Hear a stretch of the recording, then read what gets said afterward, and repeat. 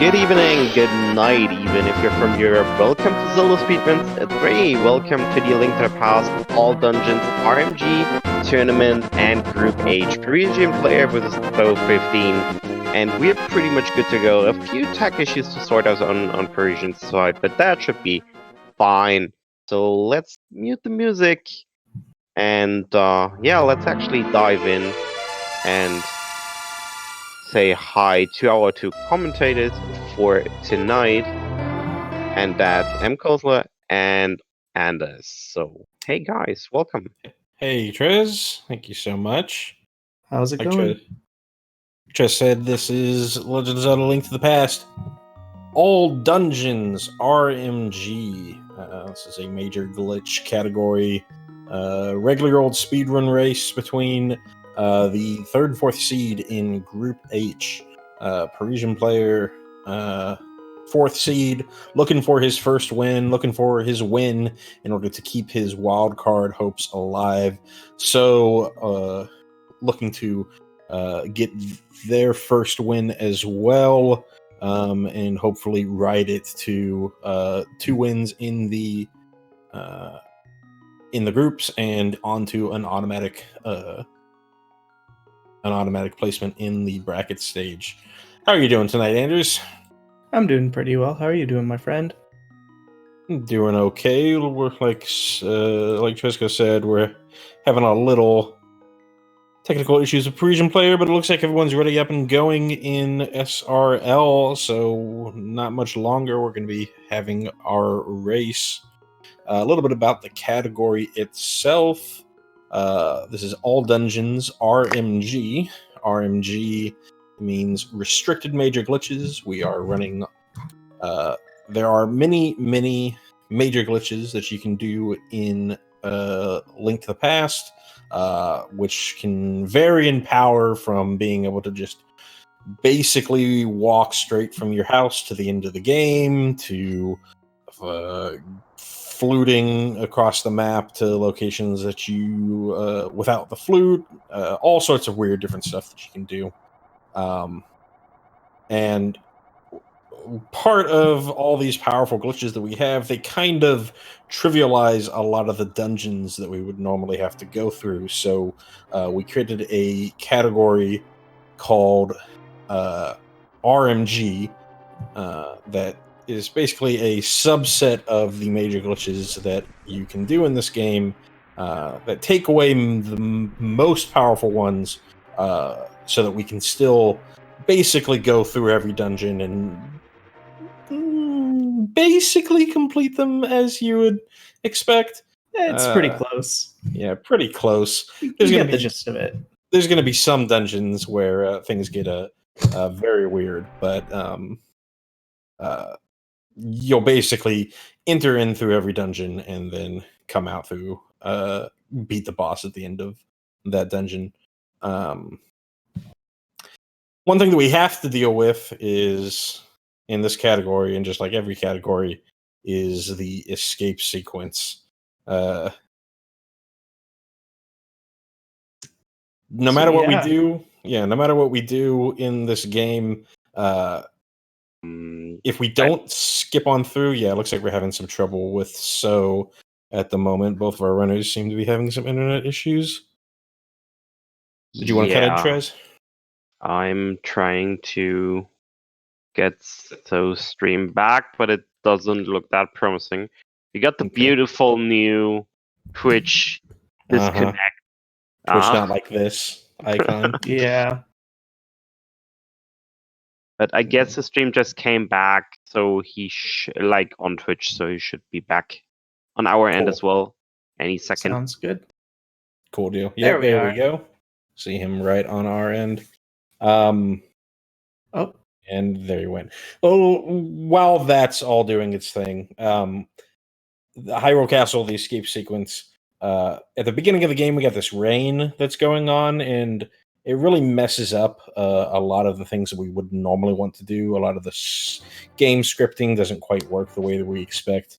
If we were going to try to break outside of doing the escape sequence, so we got to go in and just do this Zelda rescue just like normal, in order to get rid of that rain and get on with the rest of the game. We got the ball and chain guard coming up. You want to tell people what the ball and chain guard's all about? Yeah, so the ball and chain guard is our first mini boss who is holding the key to Zelda's cell. There are a few different ways that we can go through here. We see on Parisian Player's stream he's using pots and 4 slashes to destroy the ball and chain guard and get the big key. And save the princess. Good. Yeah. Didn't really get to see what So ended up doing, but yeah, there's a couple different strats that people can use. Throwing a pot and 4 slashes, much safer than the 8 slash version. Really only loses you about a second, so or just be like me and throw 2 pots. Yeah, and don't 2 worry pots about as it. well. Yeah, they don't even have to worry about it. 2 pots is very, great. very safe. Absolutely, especially in a race scenario like this. I mean, not going to name any names, but there have been some players who have died in the escape sequence to the ball and chain guards, and that is certainly a large time loss for this category. Ball and chain is kind of the first major hurdle, because that's, I mean, at least 3 minutes that you're going to have to make back up. Right, and like with a race scenario, if you're playing just, I'm going for PBs or whatever, you die to ball and chain, you just hit that reset button and it's like nothing happened. Other than not quite the luxury here. Yeah, other than your wounded pride, but here it's a race and you gotta stick with what happened. No, I mean, one of the things about RMG is that the escape segment looks very familiar to a lot of people. I mean, this is a lot of the as intended stuff. Get out of the way of those snakes, run through the basement, do your best. Looks great, makes sense, brain doesn't hurt. Yep. You're gonna see some minor movement tech in here, pumping there, walking certain ways here. We have a little key rat room here, so having a little bit difficulty with the key rat going up into the top left corner. Other than that, there's not really much that's going to go on for the rest of the escape sequence. The enemy movement RNG in this game is interesting. They have some patterns, but reading those is a lot of what you need to figure out. So gets out of escape. Yep, we see So getting out of escape. Parisian player a little bit behind. The streams are still working on sync at the moment, so it's a lot closer than it's showing up at the moment. But what we're going to see from both of our runners is, So is actually picking up the sync heart right now, but we're going to see both of our runners do a save and quit back to Link's house here. In this category, and in pretty much all major glitch categories,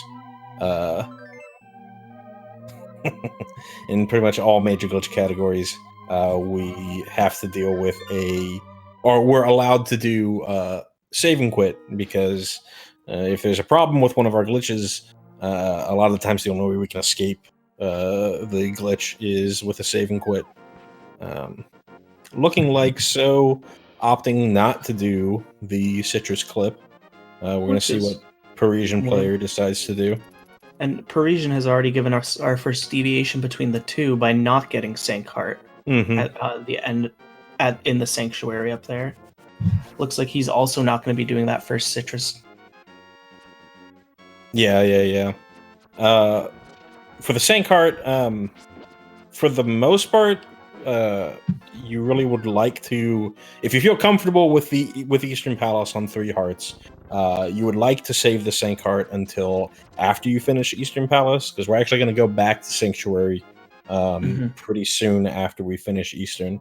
And whenever you pick up the sync heart, it's a very special heart. You get a health refill when you pick it up, unlike the other hearts in the game that don't actually refill your health. It's actually the cutscene that refills your health. So and whenever we save and quit, we don't actually save and quit and return with full health. We return with some percentage of our health gone. Up to a point, yeah. Yeah, and so if we want to brave Death Mountain, we would like to have full health before we go up there. So waiting until after this, we save and quit back to the Sanctuary and then pick up the Sanctuary Heart there. We're going to guarantee we have full health. It could be we could be seeing going for silvers, at which point then if he's doing the Death Warp, it might be interesting for him to, or it might be advantageous for him to not pick up the Sank Heart now, because he'll be at a little bit less health, but we'll see when he gets closer to there. We're about to see the big key damage boost. You want to talk a little bit about that, Anders?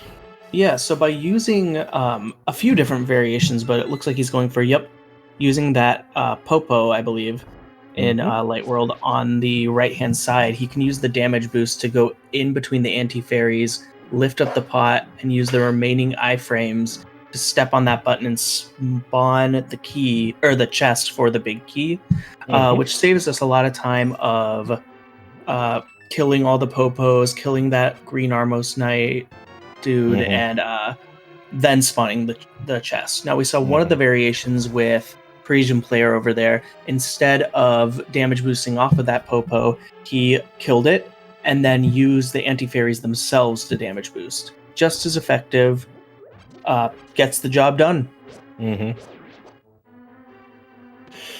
Yep, picking up the bow inside here. We're gonna need this bow to finish off the boss of this dungeon. I'm actually going to scoot on a little bit ahead because right after we're done with this dungeon, there's actually going to be a lot of major glitches that we're going to be hitting right in a row, including having some issues in the Zelda Gamer room so let's see if we can clean this up. Good. Yeah, we got it. Yep. Once we get done with this dungeon, we're going to go and pick up some Pegasus boots and some bombs from the back of Sahasrara's hut, and then head back to Sanctuary because we need to get up on top of Death Mountain. Usually we would have to have the Power Glove to do so, but obviously we don't want to waste our time going and doing it just like normal. So what we can do is we can do a clip called a DMA clip, Death Mountain Ascent, which allows us to get up on top of Death Mountain by bypassing the normal block that would be preventing us from going through the Death Mountain cave entrance. Looks like Parisian had the boss get a little bit away from him, but cleaned it up pretty nicely for not that much of a loss of time. Both had very solid Armos fights. So now we can see on Tso's screen, talking to Sahasrara, getting those boots. Make the day a lot easier and a lot quicker. Get back to the speed aspect of things. Yeah, definitely. We're going to be using the boots for basically all of our clips in this category. So it's pretty easily one of our most useful items that we can pick up. Yeah, the boots are definitely a game changer. Otherwise, Kostler had mentioned the citrus clip, which we're going to be seeing some of, that is possible to do in getting into the entrance of Eastern Palace, which we would have to do with sword buffers. Using spin speed state and boots, it really just gets it a lot easier. Yep, and we saw a very, very good solid DMA coming from Tso there.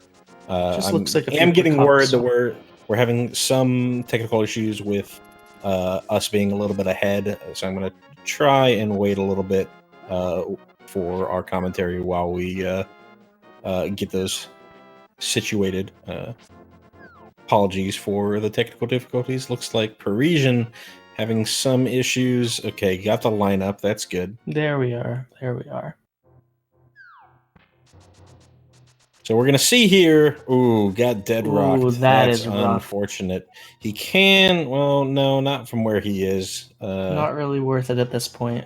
Yeah, to try to clip through. He is only at one heart. Like at least he did get the old man into the Got cave. the old man in the cave. Yeah. Now, if he does happen to die, He can at least respawn at the mountain cave. Yeah. So we're gonna see if Sode is deciding to. Looks like he is going to get silvers. I don't know whether Parisian does as well. We'll be able to see in just a moment. So what I mean by silvers, So is actually taking a little bit of a detour in the route.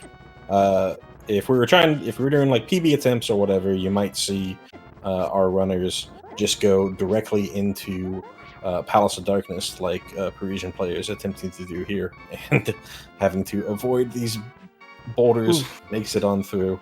But with So, he is Parisian having some trouble and decides to save and quit and come on back. What So is doing instead, give the commentary.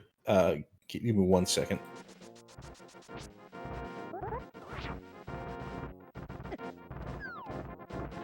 Okay. Looks a lot more synced on my end. Thank you so much, Trez, for all the background work. What So is doing right now is instead of going directly to Palace of Darkness, So is taking a detour to go and pick up the silver arrows from the Pyramid Fairy. Yeah, the silver arrows are chef's kiss in this. I mean, it really. Sorry, I'm a meme of a human, but the silver arrows really help you with a lot of the boss fights. They are how many times more powerful than the regular arrows? I don't quite know off the top. I don't really know. I just know that they're good. Specifically for Helmasaur, which is partially the or probably the main reason. Yeah, 60%, 70% of the reason that we get them in this category. It reduces it from 8 arrow shots to a single arrow shot for Helma at least. Now we see So doing something the Parisian player just successfully did as well, using a bomb clip in that cave with the mini moldworms to boost him through a wall and into Palace of Darkness. Mm-hmm. Let's see. You seem to be a little ahead of me, Andrews. Oh gosh, let me just do a little reloading again. Looks like So on my end just made it in to. Spoiler alert on my end. Yep, that's all me. Yep, don't worry about it. Sorry, friendos. But we are in Palace of Darkness. How all this works, we made to a cave in the underworld, and basically all of the underworld map is basically on just a 2D plane in memory. And what we did is we did a teleport on the slope of that one cave with all the mini moldworms. That put us right to a screen transition, and that screen transition, based on the 2D map, it put us to a room in Palace of Darkness, which, while we were still in this weird sort of cave state. So we just basically teleported to 3 dungeons ahead. Didn't have to get the Moon Pearl, didn't have to pay Kiki the monkey to get inside, skipped a whole lot of stuff. While we were in that cave state, we basically have infinite keys. So what we did is we opened up a door along the way, and then made our way back outside to reset the cave state so that we were actually in the dungeon itself. Seeing a hammer jump attempt coming from Parisian, very nicely done. Gets it. Hammer jump is a fun double pixel perfect bomb jump. It's very scary, very fast. Yep. This particular category, it's a little bit easier because we're really disincentivized from doing the double bomb jump because we don't really want to go into that other cave. So all we have to do is plant our first bomb and situate ourselves in the 2 pixels there. We did see doing a few extra buffers. Both Parisian and So deciding to skip that heart drop. That's actually, if it just walking up a little bit and picking up that heart actually saves something like a second, because you don't have to go and pick up an extra heart in the sexy statue room. But if you're uncomfortable with having to reposition yourself after moving so far away, totally valid to just skip on over it.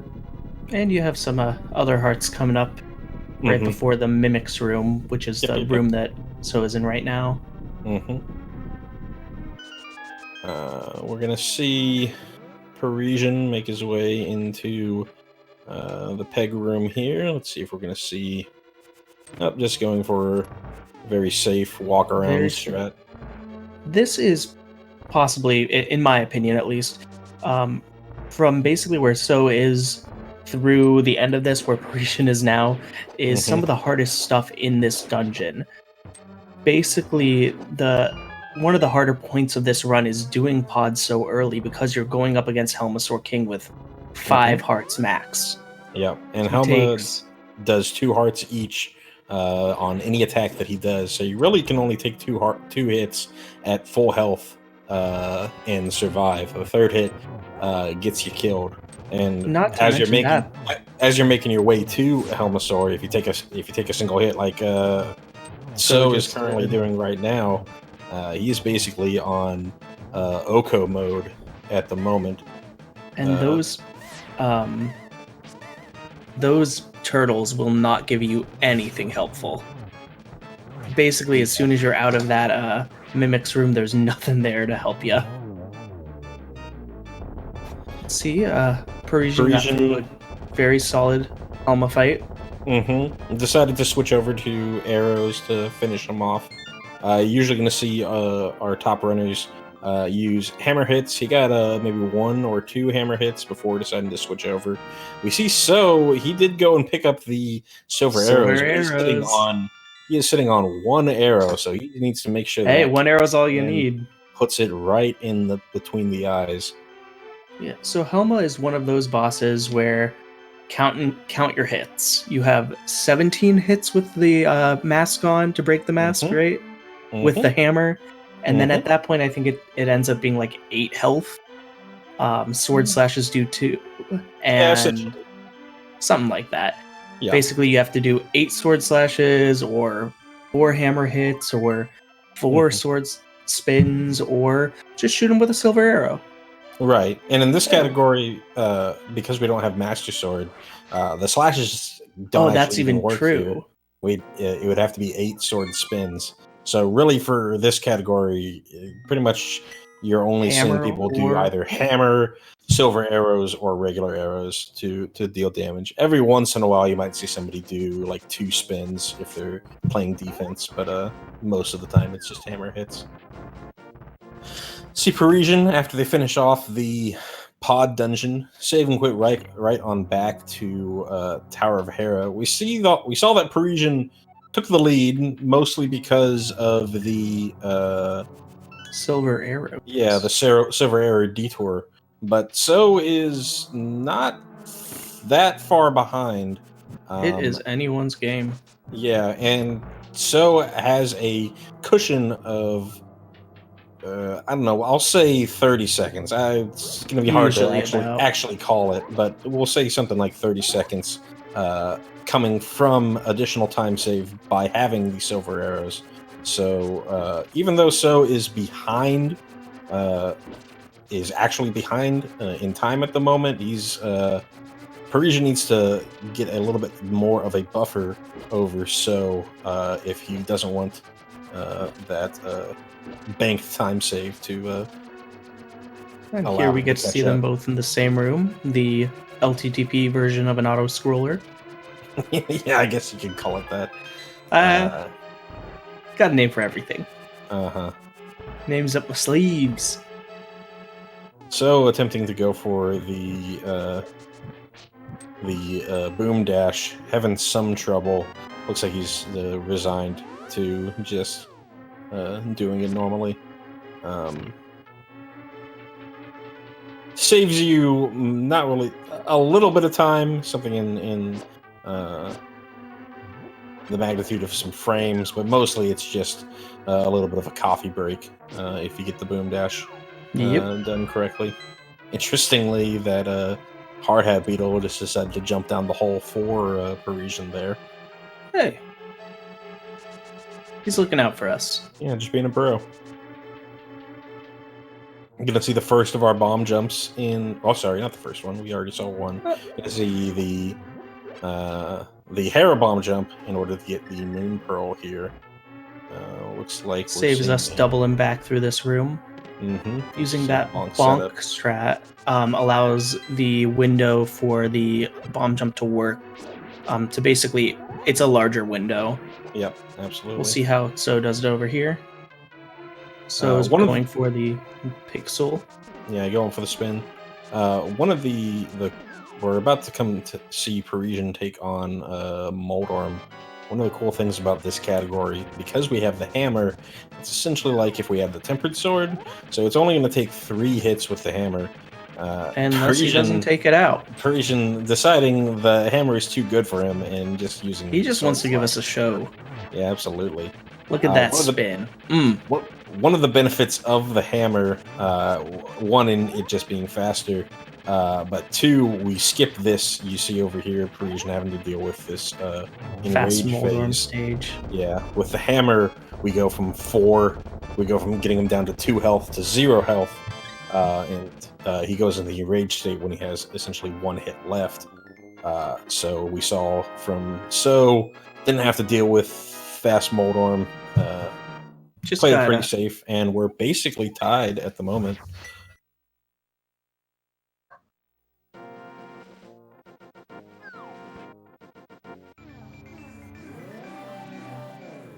With all this, our next stop in the route is in Thieves Town, but we don't actually have anything to get to the bottom of the Dark World, sort of the base of the Dark World off of Death Mountain yet. We still don't have the power gloves in order to lift the rocks that are over the Dark World portals.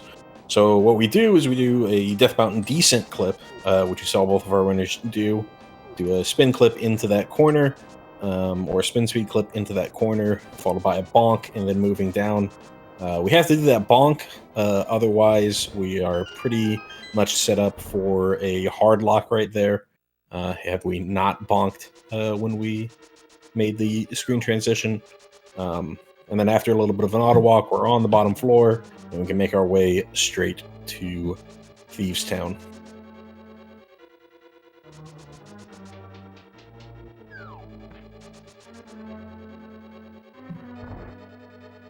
Thieves Town itself, pretty similar to what you're going to see in basically most every category. Yeah. In some of the unrestricted major glitch categories, it's going to look way different. But anything where you're not allowed to just freely move about the underworld map, it's going to look pretty much like this, having to go through it normally. The really only difference here is our I guess sword. There's 2 differences. We've got our sword, which makes things a little annoying. A lot of the enemies that we would normally just be able to dash through and kill don't actually die. And 2, we still don't have any glove upgrade, so the first room in the basement of Thieves Town, we're going to have to kill all the enemies in there to open up the side door, rather than lifting the big boulder that's blocking the south door.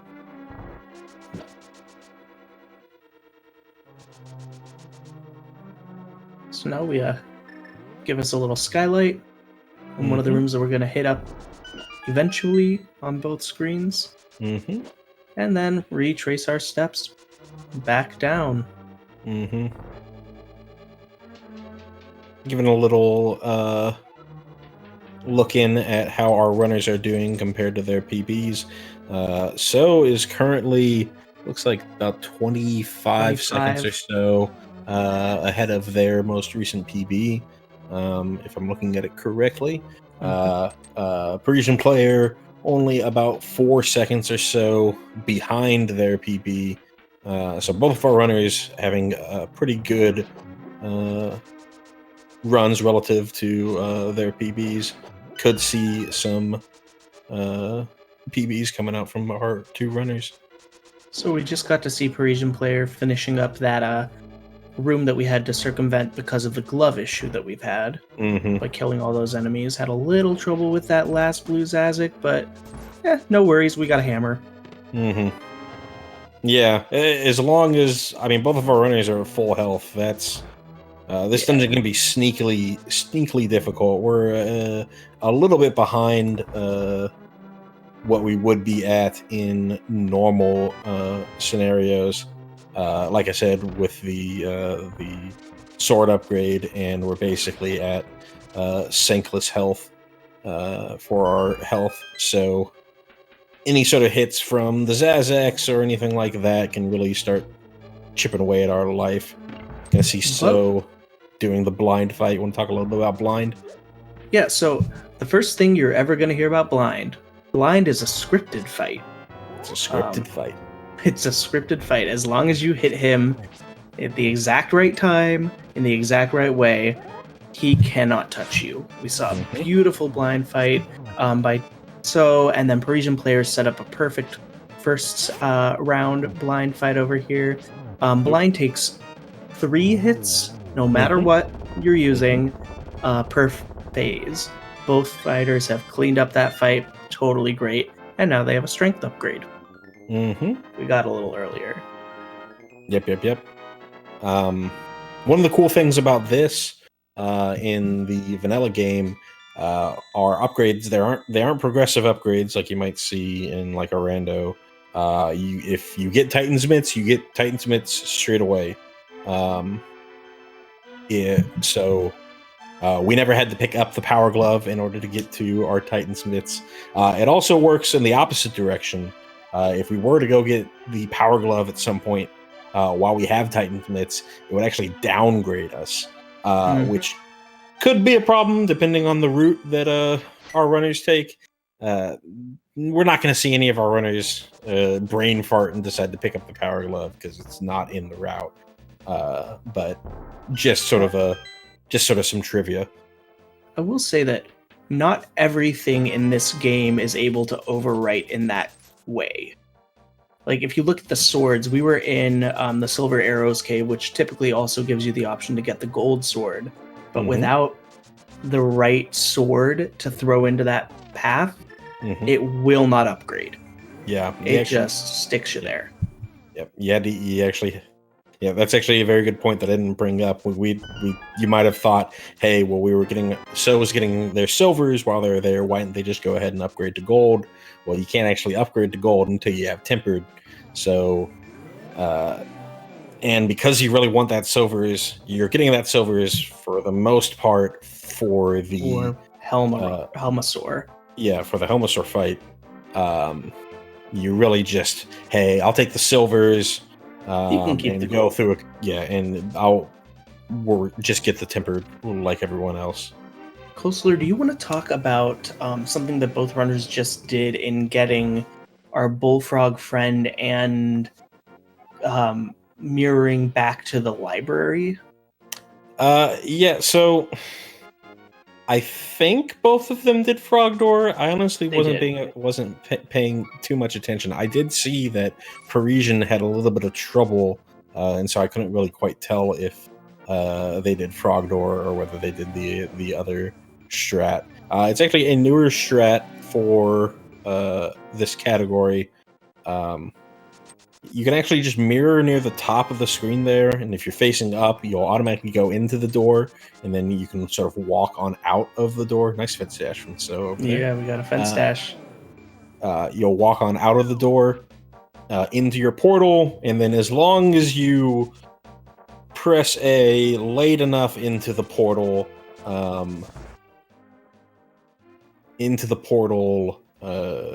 animation, you should be able to just talk to the frog immediately and go and get them without having to lift up any of the rocks. We saw Parisian have a little bit of trouble with it, decided to just walk around and talk to the frog normally.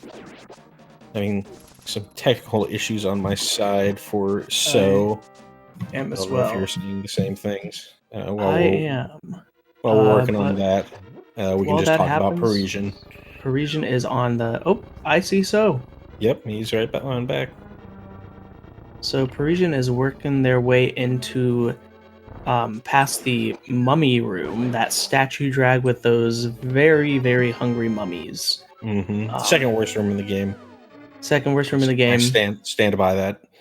I will agree. And we don't have the worst room in the game in this route. That's typically, in my opinion, the Chain Chomp's room in Turtle Rock. Yep, we Which luckily when we get get to there, avoid that one. You won't get to see it. Isn't that great? Now, we get to see on Parisian players' side, and we'd seen it earlier on Tso's side, another one of our favorite bomb jumps.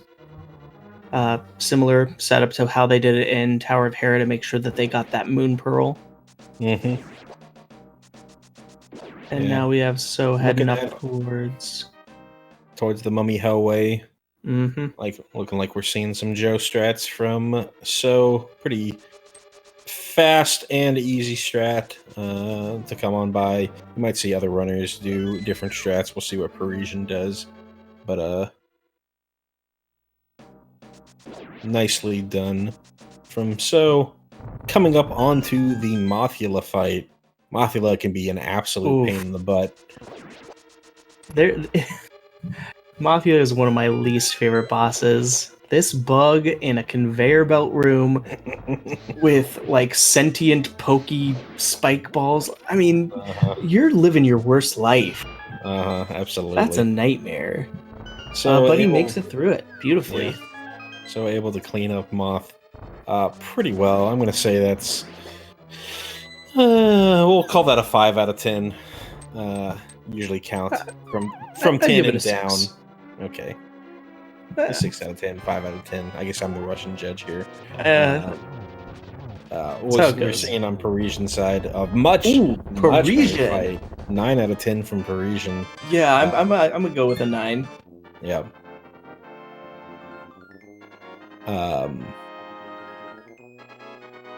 One of the things we have to deal with Mothula is all those spikes surrounding the fight. Normally, most enemies they sort of take gold sword level damage whenever they hit a spike, but because they didn't want to make that fight just super easy for everyone, they made it so that those spikes don't deal any damage. But the way they programmed it was they set it so that the spikes are in a 0 damage class. So you're kind of really fighting how you're hitting the boss. You really want to make sure that if you're hitting them close to the wall, you either want to be doing a poke dash or hitting them into the like 1 tile wide non-spiked bricks.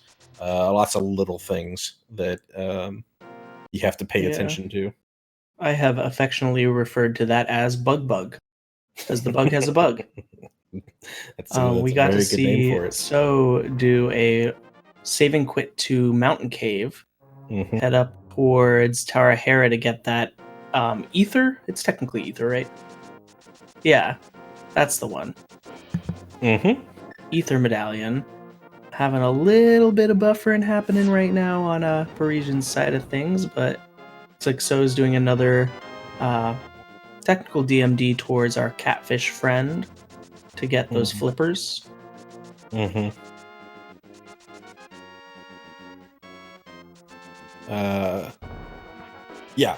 So during this split, we're doing a little bit of shopping. We just saw him pick up the ether medallion, and then we're going to go pick up our flippers. You might think, well, how are we going to pick up our flippers? Well, we just do a DMD near the Turtle Rock entrance. That actually gets us to Zora's Domain.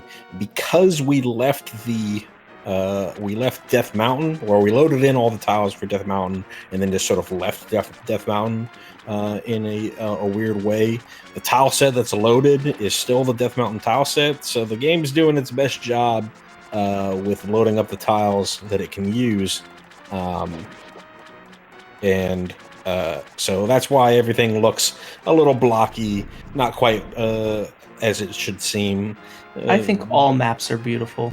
They are nice. This one, it allows you to see where you can actually dash a lot easier compared to what the actual tile set would be. But yeah, after picking that up, we're gonna make our way to this swamp area Dark World portal because we actually are trying to make our way to the mire area. And so do we want to talk a little bit about this citrusing that's going on? I don't know if I would technically call it citrusing. It's more of a. It's not. More of a bomb jump there, but it's really just a small little clip that you can do. It looks like Parisian is opting not to do it. That just gets us over that little hump in the wall, so that we can make our way to the mire area. Because we haven't actually ever picked up the flute.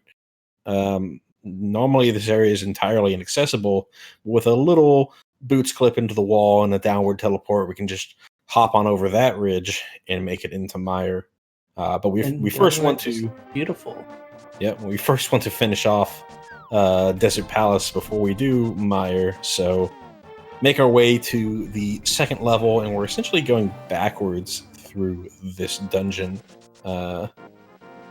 Which is going to be pretty useful because we can once we get our big key, we can just use that mirror to get us right back to the midpoint in the of the dungeon and sort of fork back to the back half where the actual boss is. Mm-hmm. Looks like we're getting a raid from Zelda Speedruns 2. Howdy, raiders. Hey, Got Zelda Speedruns 2 friendos. Got some nice Link to the Past, all dungeons, restricted major glitches action coming on here. Hope y'all stick around. Looks like So doing the spin speed clip, but got a little scared. It's really, really unfortunate if you fall off that top level, and it can be really easy to do so with the spin speed clip. So we took a very, very long trip around the world to do so, while a Parisian played it safe, no spin speed. That spin speed is horrifying. Every time I've ever gotten it, I have fallen immediately.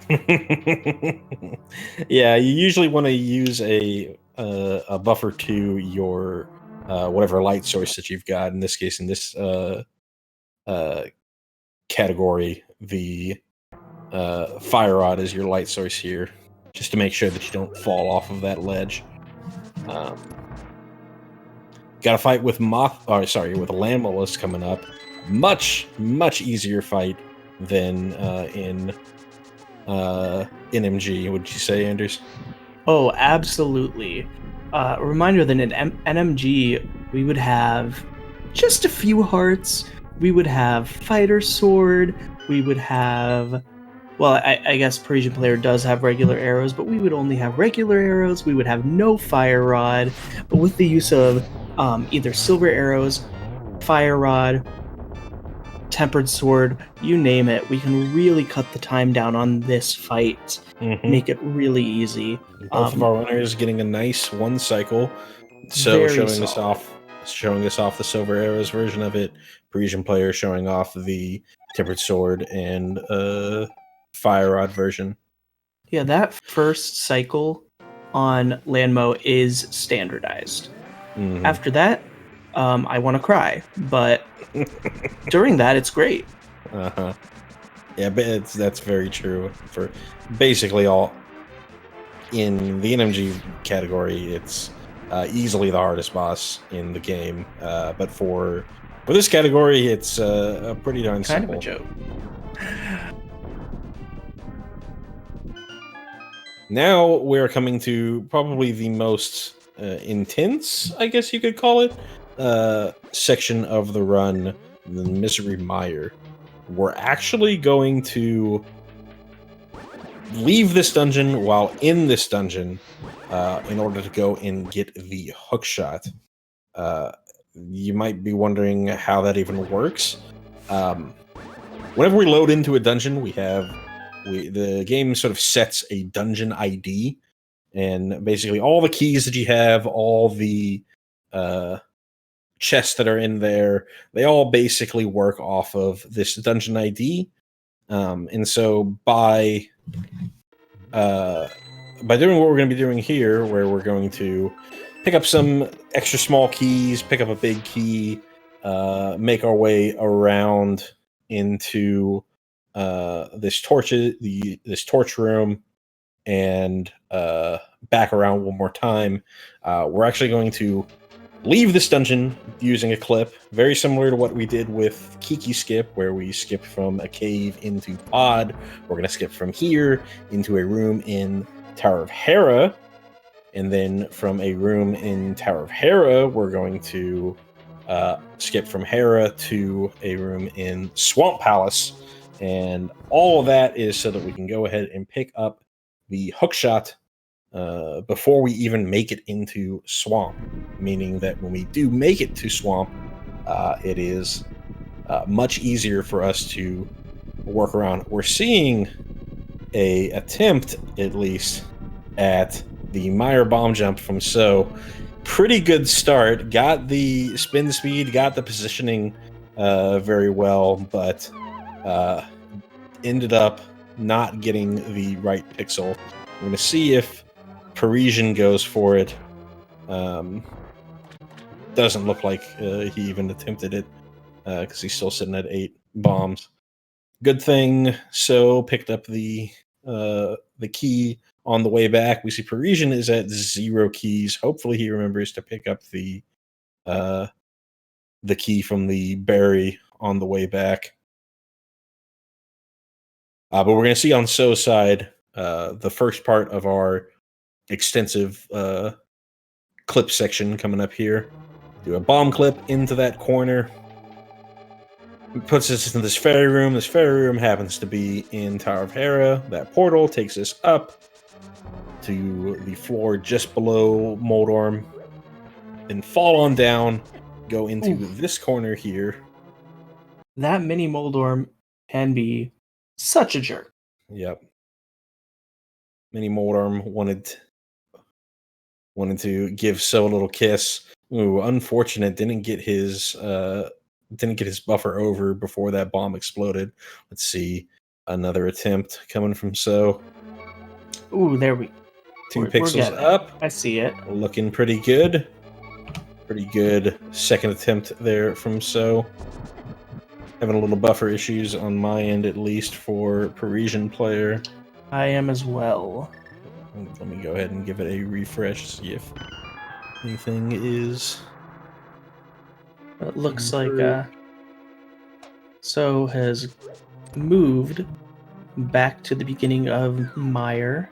Mm-hmm. Meyer 2, version 2, Electric Boogaloo. Yep. Where we kill all the enemies, get through the door again. It's a great day, great time for everyone involved, except for everyone who's dead. Mm-hmm. But since we've already done half this dungeon, he can just kind of go right on through. With this lovely hookshot, he can make this way over towards the big chest a lot easier, even with a little bonk.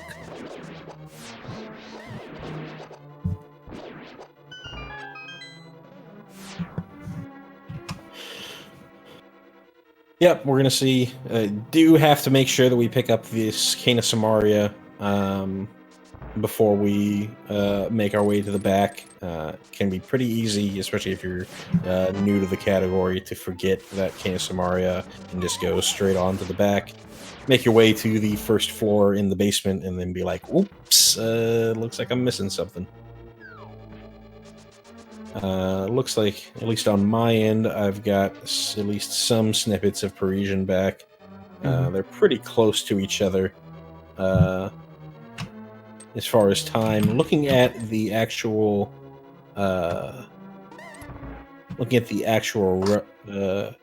times from our runners, both of our runners actually golded their last split, so very nice. We're seeing from So the setup for the spooky action glitch. In this category, it's a little less powerful, but it's still very good. We get to skip the having to blow up a bombable wall in the second spooky room. The setup is a little different. You have to throw that block into the void when you're going across the bridge. Here we're seeing a couple slashes, nice fire rod shot into the Perfect anti-fairy timing. at the bottom with a rod dash, making it on the way out the top. You're seeing a little bit from Parisian, what you would do on the with if you were completely skipping the spooky action glitch. So taking a little bit of extra damage. He does, excuse me, one of the benefits of silver arrows, even though it really doesn't save a significant amount of time on this fight, it's really only something like 2 seconds. Does make this fight significantly safer. You're seeing the difference between what Tso did, shot just a single silver arrow into each of our eyeballs, versus what Parisian player had to do, take a lot of damage boosts, do some spins into the eyeballs, and really have to eat into their life total. Both of our runners, however, getting through the fight quickly and easily. It's a good job by both of them. Pretty tight race at the moment, but again, I talked about at the beginning of once we did the silver split, So is really in the lead. He is currently in the lead, and he also has a good 20 to 30 second cushion from a much faster Ganon fight and other small time saves that you would get from silver arrows versus not having silver arrows at this point. So Parisian's going to need to really pick it up in order to catch up to So here. So having a little bit of difficulty doing this Meyer exit. Meanwhile, Parisian deciding to go for just the absolute safest exit for Misery Meyer, just saving and quitting back to your own house. But after switching over to the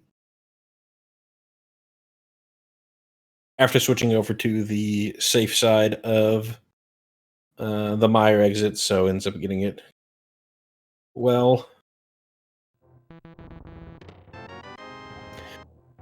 you're going to see inside Swamp all the extra work that we did to set up. Nice job from So, recognizing that he was a little low on bombs, just deciding to pick up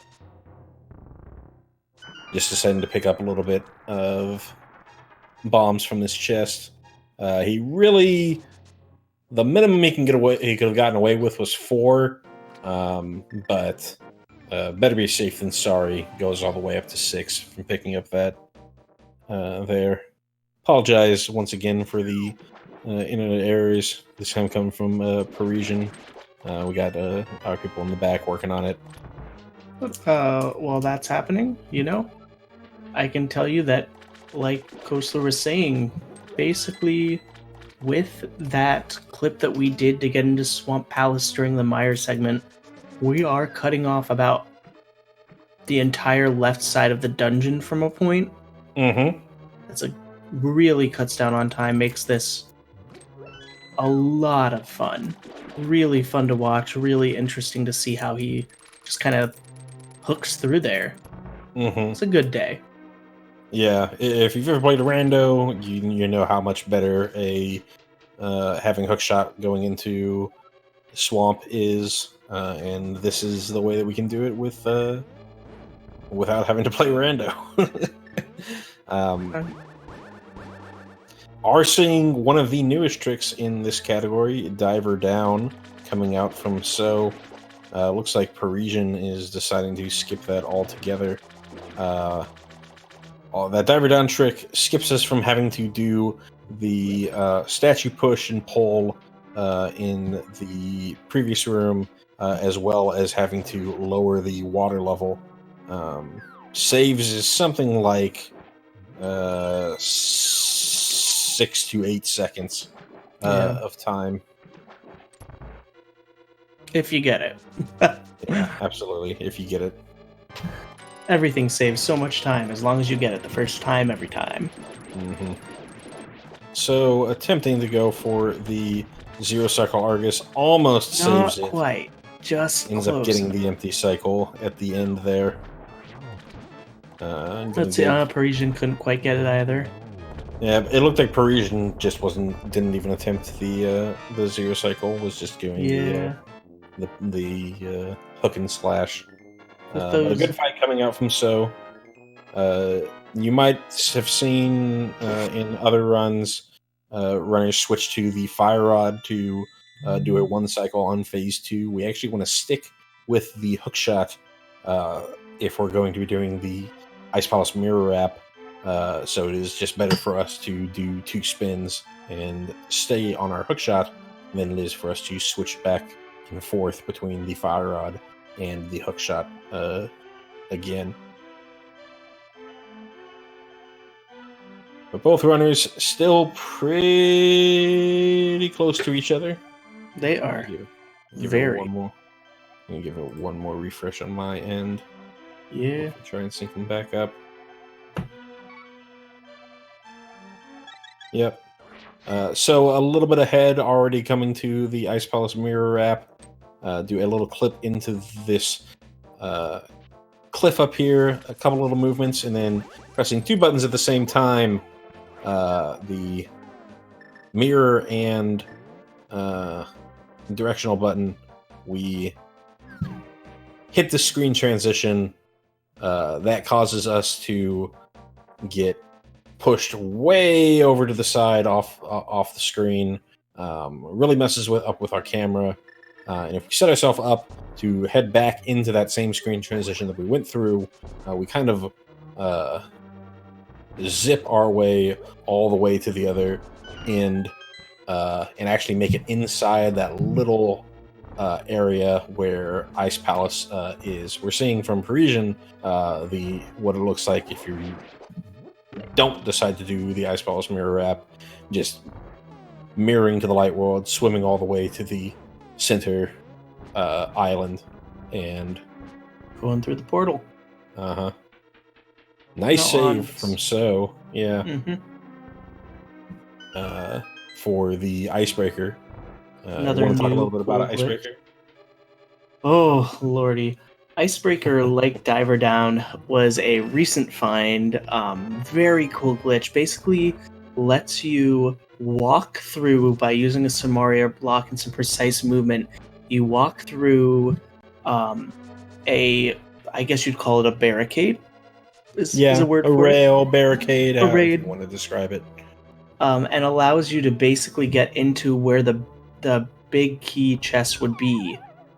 Essentially cutting out some of the more taxing rooms of the dungeon, saving you a little bit of time if you do it right the first time every time.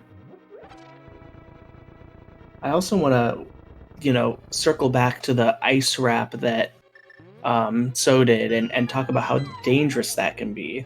Now, if he is just a little bit too high, that's 15 minutes lost to a hard lock. So luckily we did not see that, so good on ya. Yep. Run was probably close enough that So probably just thought go ahead and keep trying to build on a lead. But yeah, it's definitely something that you might see if you watch other runs for this category or other races for this tournament, where the leader decides, hey, I'm just going to play it safe, not go for the Ice Palace Mirror Wrap. I'm more concerned with winning this race than I am with getting a PB or something like that, especially if you're not on PB pace. Just worry about, hey, I just want to win. I don't really care about the time save. Because, already happened to at least one runner in our tournament, hard locking there, and basically hard locking to lose the game from an otherwise guaranteed win. Gonna pop a little refresh here, see what I got.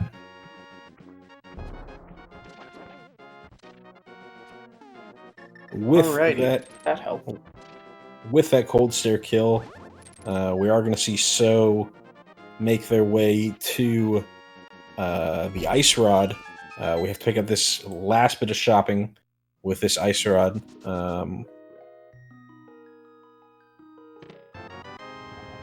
Before we head into Turtle Rock, we saw a little bit glimpse of the broken camera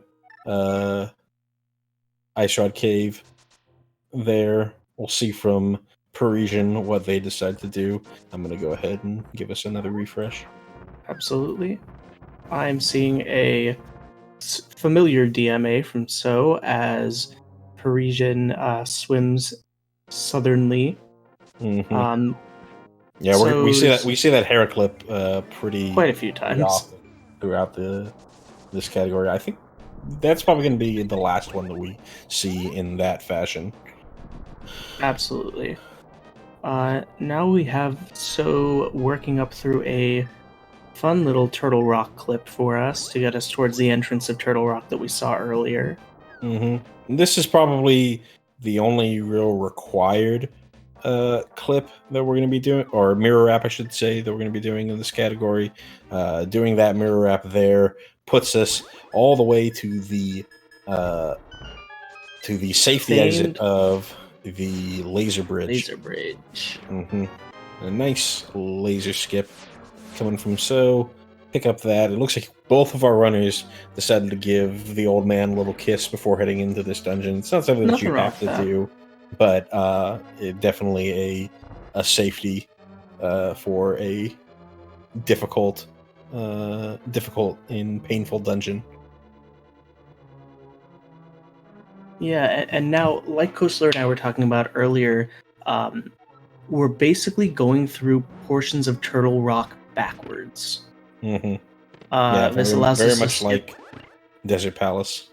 Yeah, this allows us to skip some of the more stress-inducing rooms while collecting everything that we need to collect. You'll notice that Tso came out through a locked door, which doesn't normally happen. Mm-hmm.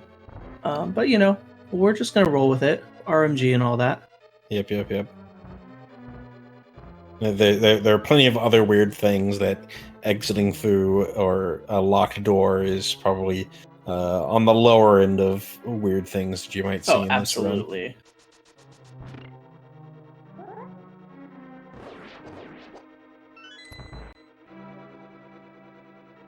Nice laser skip coming out from Parisian player. Both of our runners in the same dungeon, so really anybody's race at this point. We've still got a lot to go. It's most from here on out. There's basically one more clip that our runners are going to be doing, and then after that point, it's basically going to be just down to straight execution and some RNG, which we'll talk about a lot more as we get closer to it. RNG in a Zelda game? In a Zelda game, my lord. Blasphemy. Seeing from on Tso's side, making their way to the boss of this dungeon, Trinex. 5 hits on each of the elemental heads. Ooh, nice snipe. Very nice. With the fire rod. Once we clear off both of the heads, it's going to be a nice double spin plus single slash to finish off the center head and finish off this dungeon. Very nice Trinex fight. From Tso, we'll be seeing Parisian player attempt that in just a moment. Both players getting bunnied right before that big key. So you might think, okay, this is going to be pretty similar to what we do in NMG. We're just going to leave Turtle Rock and head on to Ganon's Tower. But there's a couple problems. We never actually opened the front door of Turtle Rock, so we're kind of stuck in the mouth of Turtle Rock. We can mirror, but we do need to be in the Dark World, so then we have to do the peg puzzle up on top of Turtle Rock to just immediately go back to the Dark World. And then even if we do all that, we're going to walk to the front of Ganon's Tower. It's going to play that big cutscene. In actuality, it's faster for us if we just save and quit as soon as we leave this dungeon, go right on back to that old man, and then do a series of clips in order to clip into Ganon's tower, bypassing all of that extra nonsense, all the mirrors, the cutscenes, all that extra stuff actually adds up. That doing all this extra, or these 2 extra clips that we're going to see from both of our runners, ends up actually being faster. Another very nice Trinex fight on Parisian player's side of things. Had to clean up with a couple extra slashes, but It happens. Still very good. We're going to see. So, yeah, they did very similar to the Hera clip that we saw before, except this time they did a broken camera version. They didn't actually go back into Hera. They kept the camera broken and made their way back down the mountain to get in the position where the camera was looking. Did a clip into the Dark World version of the wall that you could clip to get into Hera, and that actually puts you onto the stairs that get you into Ganon's tower. And so now we are in Ganon's tower, and time for some pretty high execution plays from our runners. And we have another fun raid from ZeldaSpeedRuns. Hi, ZSR friends. Hope y'all stick around for the end of what is turning out to be a pretty exciting race between Parisian Player and Tso15 in the All Dungeons RMG tournament. Both of our runners looking to get their first win in Group H. Parisian hoping to put up a good showing for a wild card, and so still with an opportunity to secure automatic advancement.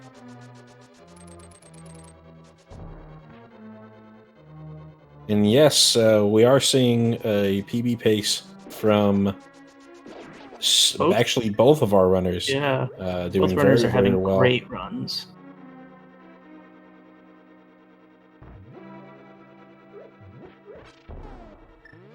Going to see a little more of the benefits of Silver arrows in the Ice Armos fight. Instead of Armos on 18 ice. Shots, you only take 6. Always fun. Cleans Yeah, it up those nicely. silver arrows just make it so quick. It's very nice to watch.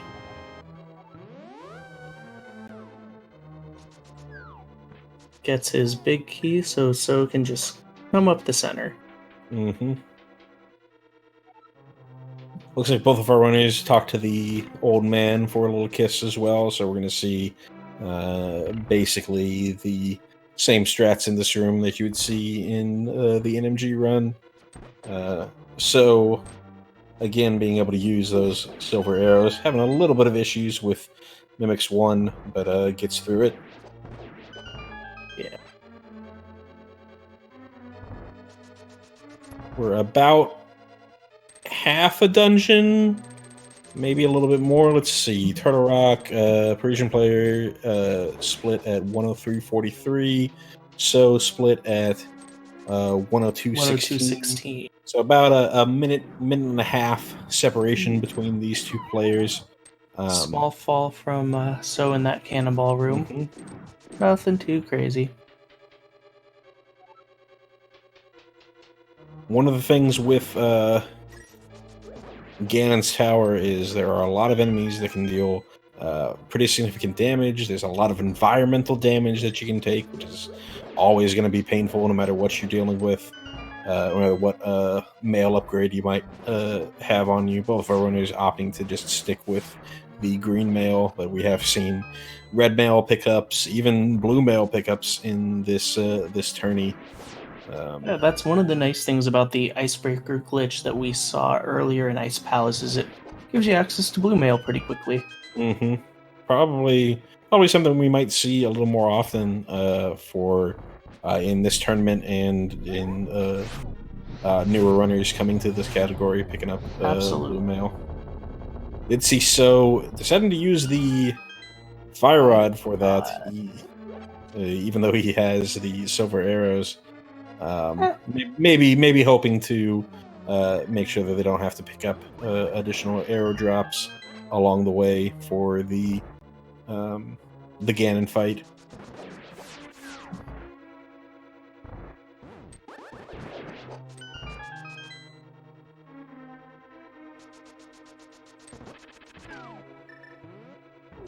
So made their way through both the wizard rooms onto Torches 1.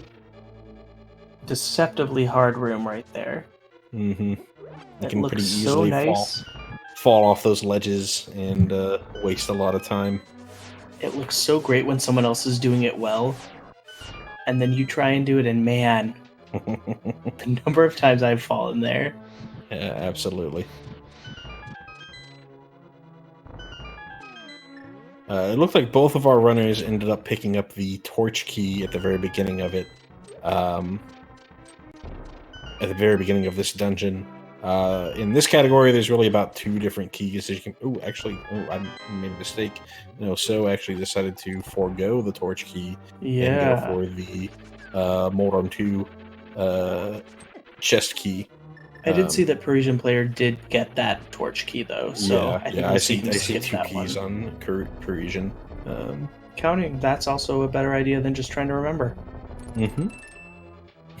Well, Those I mean, are I two count. community I strats. counted for So, and I got it. I got it wrong. So, What up, my name's Anders. I'm 19 years old and I never learned how to read. That's kind of how I'm feeling right now.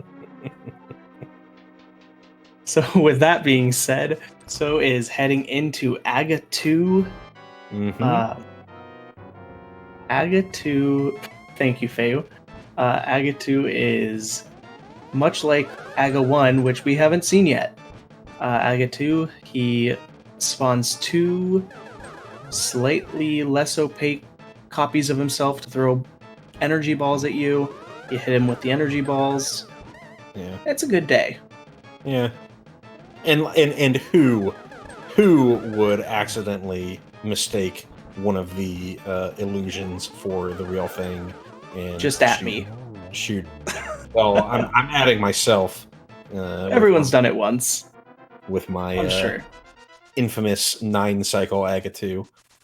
Whew. You know, it happens.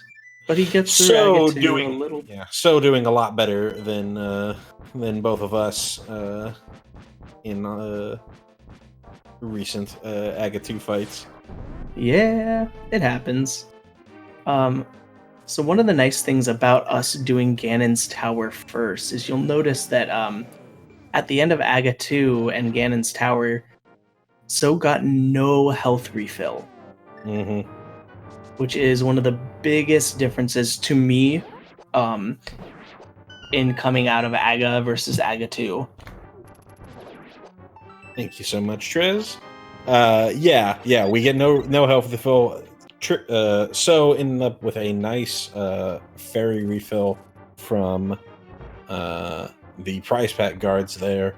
The Aga climb should be pretty safe. You're coming at it with much more powerful gear.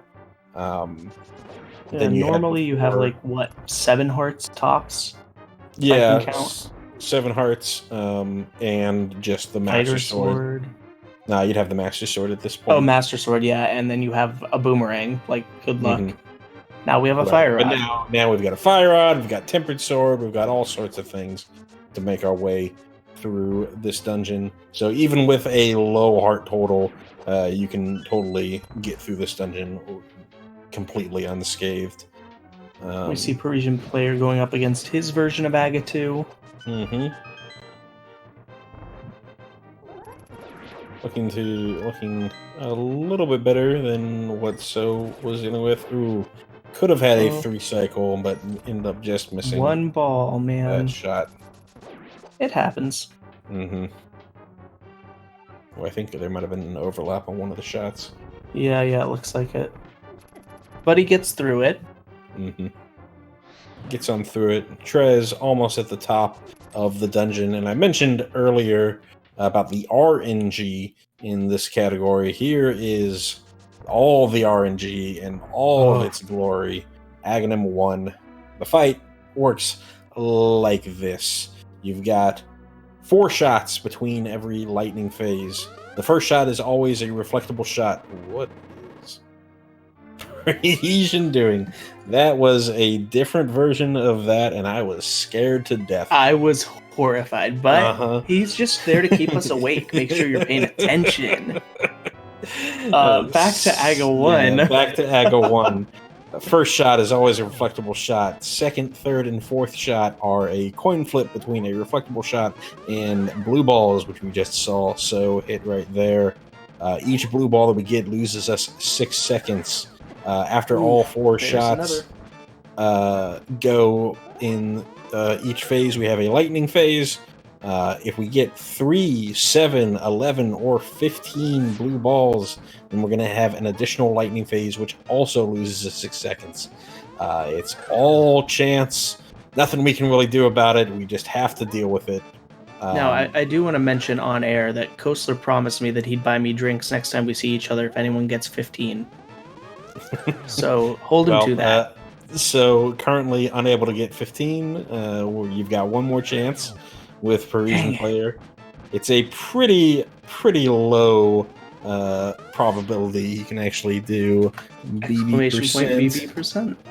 And see just how low of a probability for 15 blue balls. One of our runners, not currently running right now, but in the tournament, has happened to gotten 15 blue balls on stream twice. Shout outs to Steven IRL, partner Twitch streamer.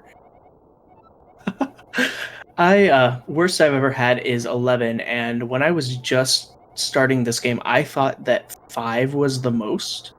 And so imagine thinking that 5 is the most you can get, and then 6, 7. I was just keeps livid. going. But luckily for So, no such drama. Yeah, I think we topped out at, what was it, 3? I honestly lost count, but again, counting, spelling, hard for me. Yep. But he drops into a Ganon fight, fighting this big blue pig. With Ganon. Tempered Sword. Yep, with Tempered Sword, Ganon, first 2 phases each take 12 hits. We're going to see a combination of dashes, slashes, spins, things like that. Looks like he took a hug, but was able to get through both of the phases in a single cycle, so pretty good. Have a little bit more RNG here with Ganon Warps. It's just a 50-50 coin flip on whether he decides to stop or not. Each warp loses, I think it's about 2 to 3 seconds. Have to hit him 4 times in this phase 3 before you get on. And this is where this is the other situation where So's silver arrows are going to be better for him, because he gets to just pump 4 silver arrows into Ganon. Excuse me, to finish off the blue pig. And that's it. Yep. All we have to see is a little walk over this bridge, and So will be our winner. As long as he doesn't walk off the side, there's still time. And there we go. So, bacon time. Coming in with an official SRL time of 1 hour, 15 minutes, and 58 seconds. And looking like a hot PB. Now, on the other side of things, we have Parisian player who is about to drop into Ganon. So we're going to see what the Ganon fight looks like with tempered and regular arrows. Or no arrows, because that is not regular arrows don't really do anything. They're just kind of like, he has them. We are trying to get in So in for a post-match interview. So when he drops in, we'll ask him how he feels. But yeah, in the meantime, we're going to see Parisian do his version. Really, the first 3 phases are going to be pretty much the exact same. Misses the double spin on the trident, so likely going to see at least a 2 cycle to start. But good RNG should be able to set up for a 1 cycle on this phase 2. Yeah. And one of the good things about having the extra health, or the health refill after beating AGA 1, is you're not as scared of those fire bats in the first 2 phases. Speak for yourself. I guess that's true. Well, unfortunately, guys, Kostler will not be buying me a drink later tonight. No drinks, no drinks. Yep. There's always next match. Yep. So here's where the big difference is. We're going to see a lot more emphasis on making sure that we get the torch glitch right here. And then in order to actually finish off Ganon, we're going to have to do 12 of these Tempered Sword hits, usually set up with these Tempered Sword spins. There's a small window as Ganon teleports from one location to another. Spin increases our attack time by a lot, so it's makes it pretty easy to hit Ganon as he's teleporting from one spot to another. But yeah, 12 of these spins and Ganon will fall.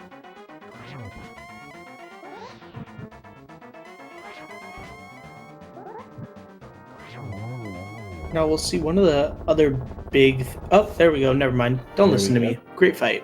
Loving it.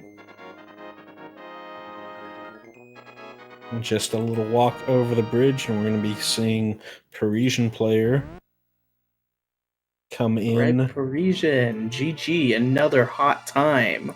Another hot Big time for fat Parisian player. Official SRL time of 1 hour, 18 minutes, and 41 seconds.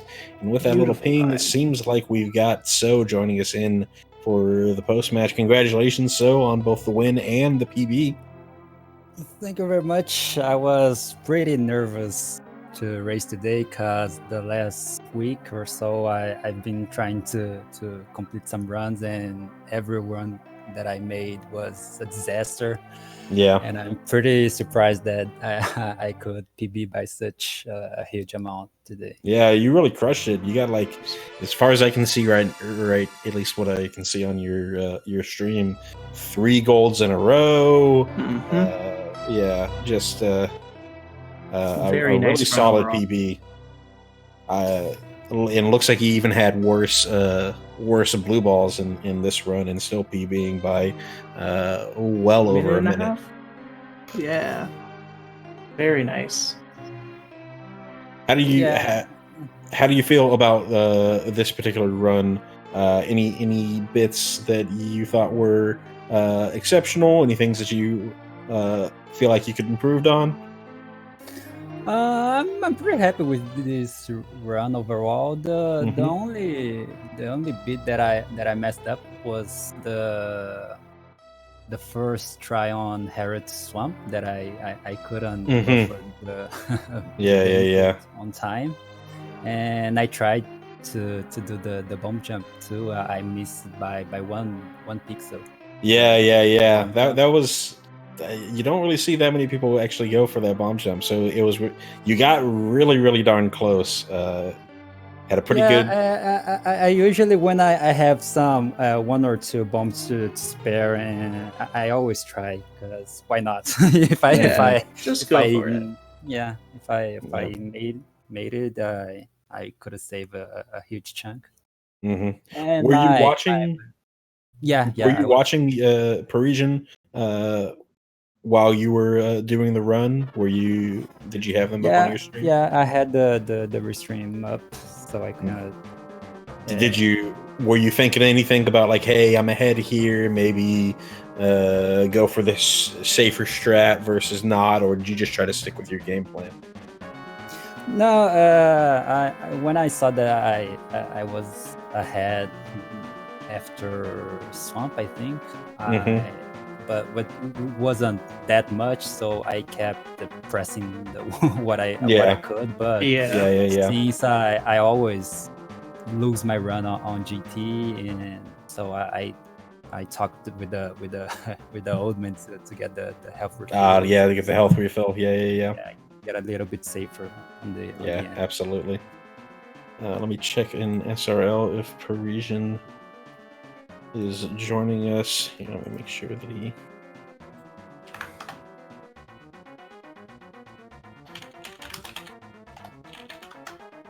knows where to go. Looks like Parisian will be trying to join us as well. So that's your first win of the group. It looks like you still have one more match with Glenn coming up. and that'll RMG be on Sunday. yeah, that'll be Sunday. a win and in for you. Yeah. Yeah, whoever wins that match gets automatically advanced. If otherwise, you have to sweat out the wild card. I entered the turn just to have a little bit of fun and try to improve a little bit my my time and getting through the group stage is just a plus. So I'm not too worried about. Yeah, with that ping, we just joined in by Parisian player. Congrats on the hot PB, Parisian. Oops, hello. Hey, yeah, Parisian. Just saying, congratulations on the hot PB. Even in the loss, you cut your PB by 3 minutes. That's a pretty big improvement. Beautiful Yeah, thank you. I cannot hear you very well, so Okay. but I okay, it sounds better. Yeah, the run was good. So I don't know if you guys knew, but it was my first runs on console for me, and especially on controller. So it's normal that there were some hiccups in some places. Mm-hmm. And it's also in a category that I totally underplay. Mm-hmm. But yeah, at least gets better. And this was very useful for me to go on controller for all dungeons because of the boot clips. Mm-hmm. And it was finally the first run where I didn't fail any clips, where I didn't forgot the ice rod, where everything sort of no major disasters in the run.